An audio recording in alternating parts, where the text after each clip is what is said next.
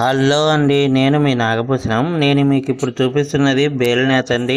మేము వేస్తున్న బేల్నేత పలక నిండిందండి. పలక నిండినప్పుడు ఇలా చీర ఫిట్నెస్ కోసం వాటర్ గమ్ పూసామండి. ఇలా పూయటం వల్ల చీర బాగా ఫిట్నెస్ గా తయారవుతుంది, లేకపోతే వేలాడిపోయినట్టు ఉంటుంది చీర అండి. చీరకి ఇలా వాటర్ గమ్ పూసుకున్న తర్వాత ఇలా ఒక గుడ్డతో నీట్ గా తుడుచుకుంటామండి. అలా తుడుచుకోవడం వల్ల చీర క్వాలిటీగా రావటం జరుగుతుందండి. మేము తయారు చేసే చీరకు ఇలా వాటర్ గమ్ పూసుకున్న తర్వాత కాసేపు నేసుకోవాలండి. ఇలా నేయకపోతే నేత చీరలో కోత కచ్చలాగా వచ్చే అవకాశం ఎక్కువగా ఉంటుంది. అలా కచ్చ పడకుండా నీట్ గా ఇలా నేసుకుంటామండి మగ్గాన్ని. ఆ తర్వాత ఇలా ఈ కడ్డీతో పలక చుట్టుకుంటాము. ఇలా చుట్టుకున్న తర్వాత మళ్ళీ మగ్గ నేట మొదలు పెట్టుకుంటామండి. ఇలా పలక చుట్టుకున్న తర్వాత పడుగులో ఉన్న పూసల్ని నిదానంగా వెనక్కి జరుపుకుంటామండి. పూసల్ని అచ్చుకట్టెల్ని ఇలా జాగ్రత్తగా జరుపుకోవాలి, లేకపోతే పోగు విరిగిపోయే అవకాశం ఎక్కువగా ఉంటుంది. ఒక చీరను తయారు చేయడానికి ఇంతలా కష్టపడుతున్న మా చేనేత కార్మికులకు కాస్త సపోర్ట్ చేయండి. మా వీడియో నచ్చినట్టయితే లైక్ చేయండి, షేర్ చేయండి, కామెంట్ చేయండి. మా ఛానల్ ని సబ్స్క్రైబ్ చేసుకోవడం మాత్రం మర్చిపోకండి.